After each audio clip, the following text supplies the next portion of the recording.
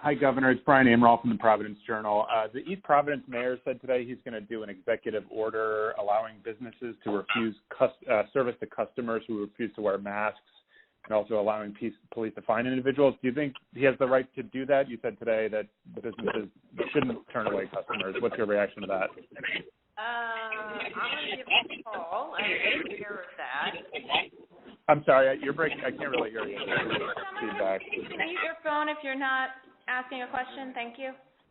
I was not aware of that, so I'm going to have to give him a call and listen to his logic.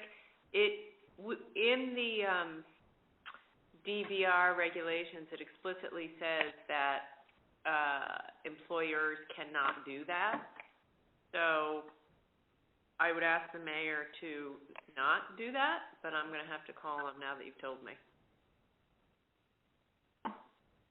I mean, some people who have health conditions and such can't wear a mask, which is part of the reason that we took the route we took. Governor, it's Eli Sherman from Channel 12. And actually, this might be a better question for the director, but I'm just wondering, I know that the state was having some challenges in identifying racial and ethnic breakdown of positive cases. We see this data collected and delivered or reported pretty quickly in some other states. I'm just wondering what it is about our reporting requirements or system that makes it difficult in Rhode Island. It's an excellent question. Other states had to be creative, as we are as well, in determining, because it had not automatically been collected when discussing with patients about their positive test results, but being able to obtain it from hospitalized cases, through any laboratory orders that have occurred, and other creative ways have been how we have attempted to work through the data in addressing the racial ethnic numbers that exist. So we're continuing to work through it. There's more data to collect, and we will make sure we get it as complete as possible.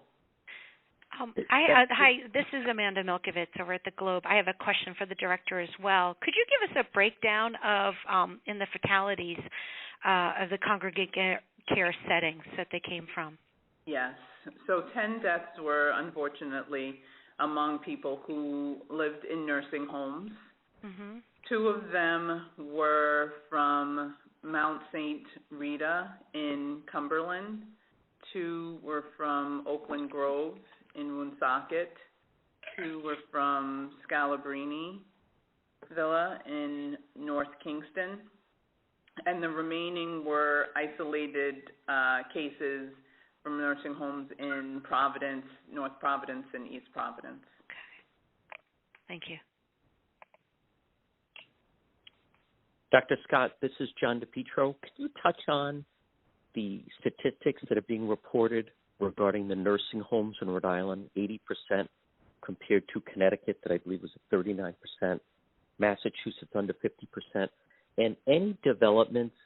There was talk about contact tracing at the nursing homes. Any new information on that? So contact tracing being done at nursing homes is a core step to our infection control process. We actually go far beyond the usual contact tracing when we are handling it in a congregate care setting, such as a nursing home setting. In terms of our numbers, certainly what we have reflected on as a state is the fact that we have a higher proportion of our population that is older than 85, and that can certainly contribute to us having a larger impact on our nursing homes and congregate settings because of a larger population of people there. It's still challenging, but still definitely requires the all-hands-on-deck approach that we've been sharing and will continue to move forward with. Does that surprise you, though, that Rhode Island seems to be so much higher compared to the other states, or do you think it's in line with because of our elderly population? It's a combination. You certainly don't want the types of numbers in general that we're seeing, but we know that given the uniqueness of our state in density and in the older age, that we will have outcomes along the lines of what we are with a disease that has a predilection for the medically fragile and complex population. On that topic, can you say whether the 30-year-old and the 50-year-olds, especially the 30-year-old, did they have underlying conditions? Those people seem pretty young. Yeah, the 30-year-old did have underlying conditions. What about the 50-year-olds? We're still collecting information on that one and can circle back. Doctor, can you give us a kind of a picture of maybe are there other people in their 30s right now who are on ventilators? Is there any way to kind of give us a picture of the patient population and the age range that we're dealing with? Certainly those who have been impacted by this illness are from across the age range. We are seeing those who are in their 30s, 40s, and 50s who are ill.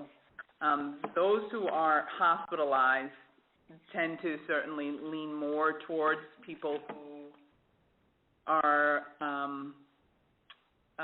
more medically complex with underlying illnesses or obviously older in age.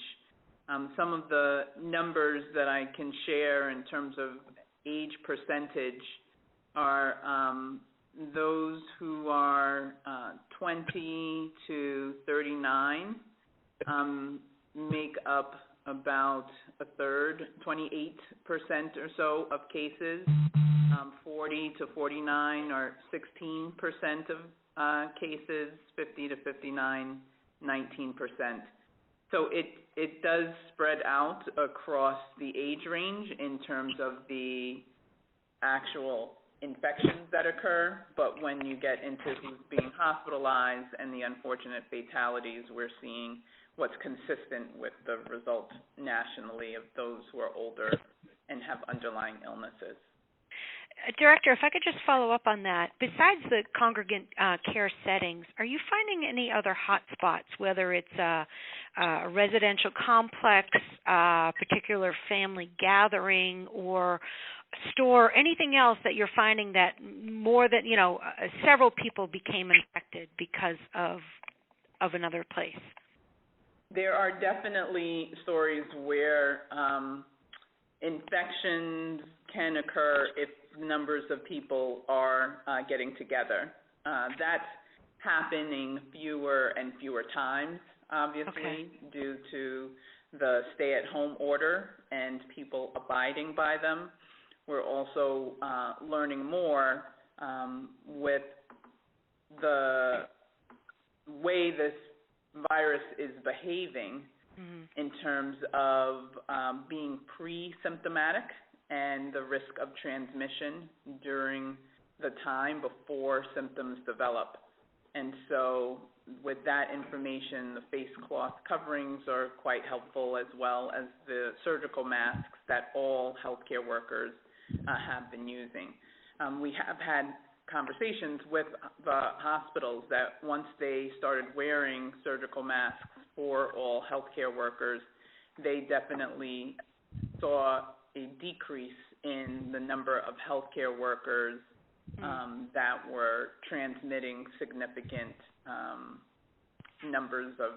significant numbers of new cases. Governor, this is Ted Nisi. I'm looking at the health department data today. We have 255 people currently hospitalized, and I'm having trouble envisioning a scenario where we'd get anywhere near your best estimate from Thursday. I mean, do you see any signs in the current situation that is still possible, especially with the stay-at-home order in place? It seems like we wouldn't see a takeoff right now. Yeah, I hope not. If people, I don't think we will. That's what I said. I said that yesterday and the day before. That it's my expectation that we're going to do a whole lot better than that. And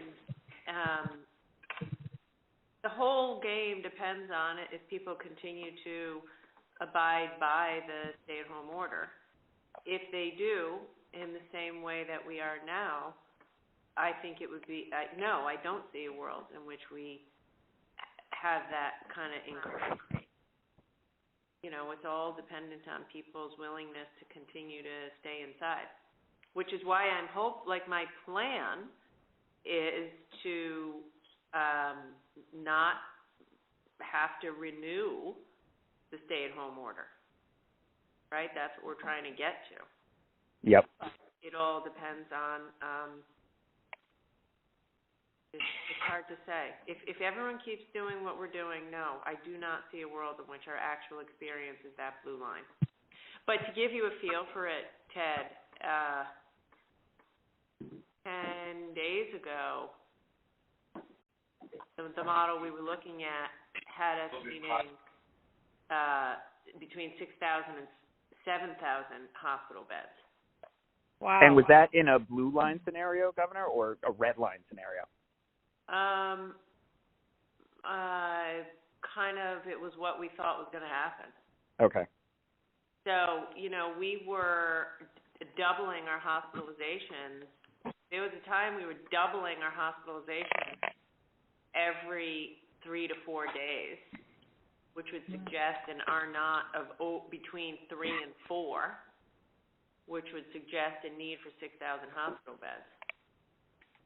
Now, that was just, a few days after we did the stay-at-home order. Now we've had the benefit of a couple of weeks of stay-at-home order, and it looks so much better. Following up on that, does the convention center get the $4 million if we don't need to use the convention center? Yes. Yes. FEMA has already advised us that temporary hospital space, such as the convention center, is eligible for reimbursement. It's not contingent on use or something like that. Okay. And they were... Governor, sorry, go ahead. No, I was going to say, obviously I've been in touch with Pete Gaynor the whole time, who runs FEMA. They were pushing us pretty hard, us being governors, to hurry up and get the field hospital set up, which is what we did, and reassured us that whether they were used or not, they'd be federally reimbursed. Governor, to the question of the model, is there anything specifically on the underlying assumptions that you're looking towards when it comes to reopening the economy? I know you mentioned, I think it was yesterday, that the R0 was about 2 right now. I think that the original projection was between 3 and 4. Are you hoping to get that down below 1 before you're ready to let people come back to work? We're hoping to see a declining number of cases, so not increasing our cases day after day.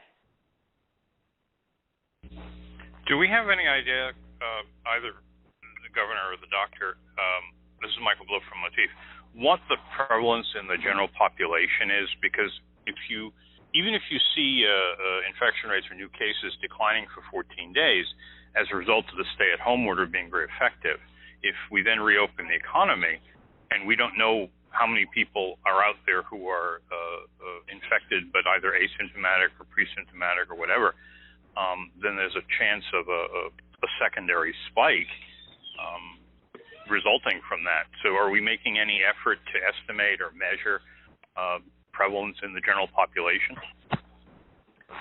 Absolutely. The push for expanding testing is directly designed to help address that. The uniqueness of this virus makes it so that it will always be a challenge because of the pre-symptomatic component that we've discussed. But being able to have outreach, really message the importance of getting tested, and also doing the process that we've taken of engaging contact tracing, even if someone just has symptoms, whether or not they've been tested, all the types of steps we've taken to do the best we can in covering as much of the population as possible, knowing that with 1 million we actually can accomplish that. But nonetheless, it is important to set the expectation that the way this virus works means we will need to be agile as a state in preparing for and having a response to a second wave of cases, and making it so that that wave is nowhere near as high or as long, and that we already have the tools in place to get on top of it and get us back to where we need to be. I have a question for the governor. What is the plan for the layout in terms of brick and mortar facilities, whether it's Memorial Hospital or otherwise, in terms of community centers where you can test and even treat more rapidly? I'm sorry, can you repeat that?